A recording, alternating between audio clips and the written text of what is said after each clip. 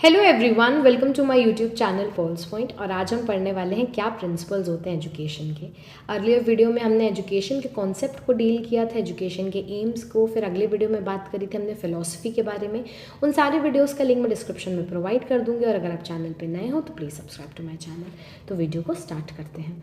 तो देखो, सबसे पहले अगर हम समझने की कोशिश करें कि प्रिंसिपल्स ऑफ एजुकेशन होते क्या है, तो बेसिकली क्या है ये वो रूल्स हैं या फिर ये एक ऐसी गाइडलाइन है जो टीचर को हेल्प करती है कि वो प्लान कर सके और एक इफ़ेक्टिव टीचिंग क्या कर सके प्रेजेंट। बेसिकली एक आउटलाइन है। ओके, ये कुछ रूल्स हैं, तो उनके हिसाब से टीचर अपनी जो कंटेंट है उसको प्लान करता है और परफॉर्म करता है, जिससे इफेक्टिव लर्निंग हो, बच्चों को अच्छे से वो कंसेप्ट क्लियर हो जाए। ये इंश्योर करता है कि एजुकेशन मीनिंगफुल हो बच्चों के लिए, उससे वो कुछ चीज़ ड्रॉ आउट करें जो कि यूज़फुल हो, फ्रूटफुल हो। स्टूडेंट सेंटर्ड होता है, यानी कि स्टूडेंट के बेस पे अब ये नहीं कि उन्हें ABCD पढ़नी है तो आप उन्हें नाउन पढ़ाने लगे, नहीं। स्टूडेंट के सेंटर्ड होना चाहिए, स्टूडेंट के इंटरेस्ट पे होना चाहिए, उनकी एबिलिटी पर होना चाहिए, और ये हेल्प करता है ओवरऑल डेवलपमेंट पे। तो this is about the principle of education. अब हम अलग अलग प्रिंसिपल्स को पढ़ते हैं। देखो, पहला प्रिंसिपल आ जाता है हमारा क्या, पहला प्रिंसिपल है हमारा प्रिंसिपल ऑफ चाइल्ड सेंटर्डनेस। इसका मतलब क्या होता है, देखो एजुकेशन इस तरीके से प्लान होना चाहिए जो कि बेस हो किस चीज़ पे, स्टूडेंट की नीड पे, इंटरेस्ट पे और उसकी एबिलिटीज़ पे। Recognise that every child learns at a different pace. अब देखो, हम क्लास है, एक एग्जांपल लो, क्लास में क्या होता है, कुछ शार्प बच्चे होते हैं जो बहुत ही जल्दी लर्न कर लेते हैं, कुछ एवरेज स्टूडेंट होते हैं जिनका स्पीड थोड़ा कम होता है, और कुछ हमारे होते हैं बहुत थोड़े ऐसे बच्चे जिनको समय लगता है किसी भी चीज़ को लर्न करने में। ओके, तो अब क्या होता है, उन सबको पढ़ना एक ही चीज़ है, पर क्या है, जस्ट बिकॉज उनकी एबिलिटी अलग अलग है। इस तरीके से तो एजुकेशन भी कैसा होना चाहिए, उनके तरीके से प्लान करना चाहिए, जिससे, और स्पेशली उनकी नीड्स पे बेस होना चाहिए, किस उनकी क्या ज़रूरत है, उनका क्या इंटरेस्ट है, उनकी क्या क्षमताएं हैं उस चीज़ों पे। एग्जांपल देखो, एक टीचर प्रोवाइड कर रहा है easier reading material to slow learners and challenging task to advance learning. For example, एक टीचर है, उसको इकोसिस्टम पढ़ाना है, ठीक है। अब वो इकोसिस्टम का एक बुकलेट तैयार करके लाता है, वो उसे प्रोवाइड करता है जो थोड़े स्लो लर्नर्स हैं, जिन्हें थोड़ा समय लगता है लर्न करने में। अगर वही बुकलेट वो किन्हें प्रोवाइड कर देगा, एडवांस लर्नर को, जो बहुत ही जल्दी लर्न कर लेते हैं, जिन्हें बहुत सारी चीज़ें समझ में आ जाती हैं, तो उनके लिए कुछ खास डेवलपमेंट नहीं होगा, उनका कुछ इंटेलेक्चुअल डेवलपमेंट नहीं देखने को मिलेगा। हाँ, अब मैं उसी के MCQ बनाकर उन्हें दूँ, तो या फिर मैं थोड़ा सा उस पर कॉम्प्लेक्स टॉपिक डाल कर दूँ, तो क्या होगा, वो भी अपना इंटेलेक्ट उनका क्या होगा, इम्प्रूव होगा।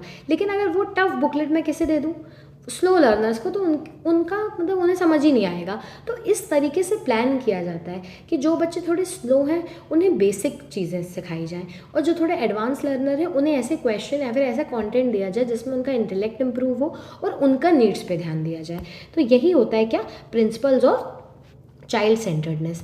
अब हम बात कर लेते हैं दूसरे प्रिंसिपल को। दूसरा प्रिंसिपल क्या होता है बेटा, principle of individual difference. Individual difference, देखो नाम से ही समझो, हर लर्नर यूनिक है, ठीक है, उसकी एबिलिटीज़ में, उसकी लर्निंग स्पीड में, उसकी पर्सनैलिटी में। कैसे, देखो कई लोग होते हैं जो आर्ट्स में बहुत अच्छे होते हैं, आर्ट एंड क्राफ्ट में, कई लोग सिंगिंग में बहुत अच्छे होते हैं, तो ये सबकी खुद की एबिलिटीज़ होती हैं।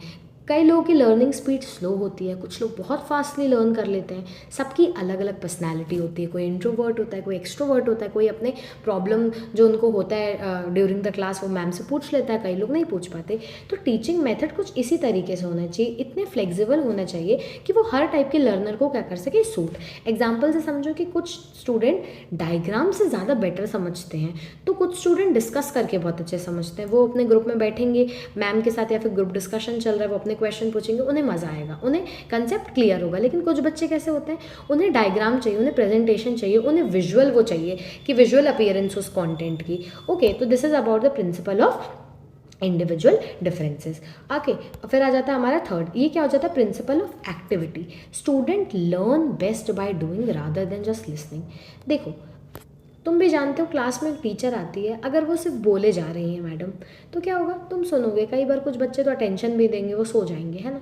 वहीं अगर आप कोई चीज़ परफॉर्म कर रहे हो, जैसे कि हम बहुत ईजी एग्जांपल लेते हैं, CPR परफॉर्म कर रहे हो आप।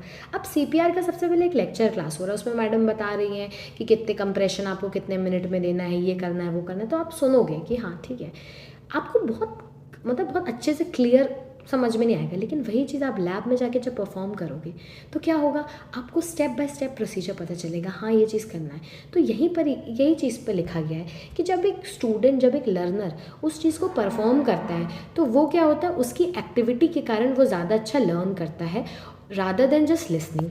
Learning should involve practical activities and participation. बहुत इंपॉर्टेंट है कि जो लर्नर हो वो क्या हो, प्रैक्टिकल एक्टिविटीज़ में इन्वॉल्व हो, वो पार्टिसिपेट करें चीज़ों में और सीखें। एग्जाम्पल जैसे साइंस एक्सपेरिमेंट कराते हैं स्कूल में, तो देखो एक थ्योरी क्लास भी होती थी हमारे स्कूल में, और क्या होती थी, फिर हम उसका प्रैक्टिकल एग्जामिनेशन भी करते थे। तो प्रैक्टिकल एग्जामिनेशन करके हम बहुत अच्छे से सीख पाते थे। तो यही है प्रिंसिपल ऑफ एक्टिविटीज़ का।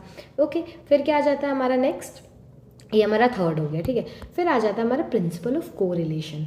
Correlate, new knowledge should be relate to what student already know and to real life situation.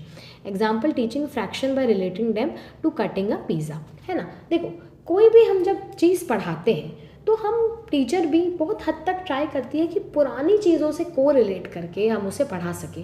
देखो जब भी हम किसी नए कंसेप्ट को किसी चीज़ से कोरिलेट करने की कोशिश करते हैं ना, तो बच्चे का ध्यान उस चीज़ पर जाता है कि हाँ अच्छा, हाँ ये बहुत प्यारा एग्जाम्पल है। इसमें क्या लिखा है कि हम फ्रैक्शंस पढ़ा रहे हैं, ठीक है।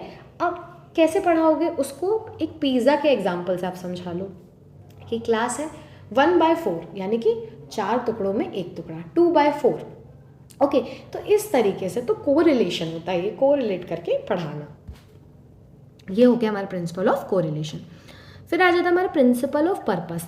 प्रिंसिपल ऑफ पर्पस क्या होता है कि learning should have a clear goal so students know why they are learning. अब देखो तुम्हारा ऐसी लर्निंग हो रही कि कोई मतलब तुम्हें पता ही नहीं कि तुम्हें पढ़ क्यों रहे हो। अब तुम्हें पता है हम इस चीज़ को पढ़ रहे हैं, अरे ये हेल्प करेगा, मैं नर्सिंग कर रही हूँ, मैं नर्सिंग की चीज़ों को पढ़ूंगी तो आगे चलकर मुझे ये हेल्प करेगा, मैं आगे कॉम्पिटिटिव में बैठूंगी, मैं हॉस्पिटल में प्रैक्टिस करूंगी तो मुझे ये चीज़ें हेल्प होगी, तो तुम अच्छे से पढ़ोगे।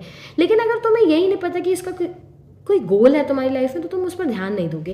तो ये बहुत इंपॉर्टेंट है कि लर्निंग का हमेशा क्लियर गोल होना चाहिए और स्टूडेंट को पता होना चाहिए कि वो क्यों लड़ रहे हैं, मतलब क्यों पढ़ रहे हैं। एग्जाम्पल क्या होता है, explaining that learning English help in better career opportunities, है ना। तो ये हो जाएगा, फिफ्थ हो गया ये हमारा। क्या है फिफ्थ हमारा, प्रिंसिपल ऑफ पर्पस।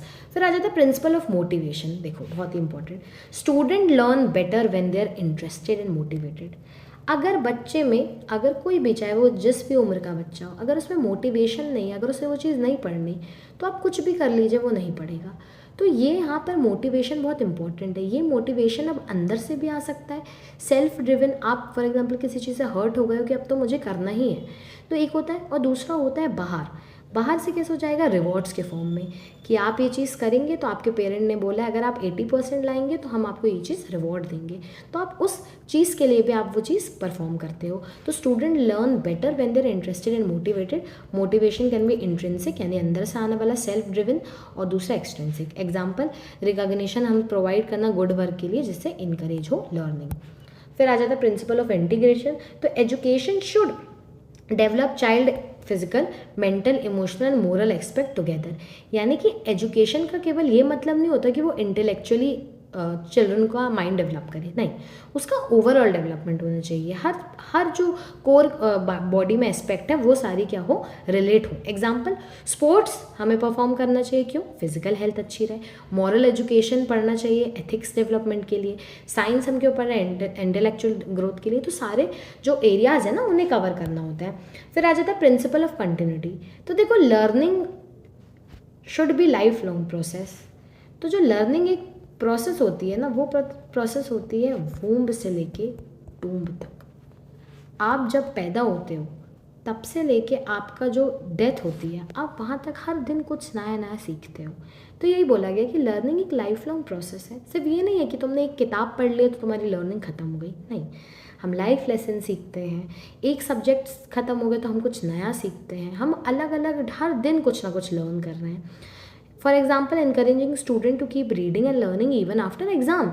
ओके, तो ये एग्जाम्पल बहुत अच्छा है to explain the principle of continuity.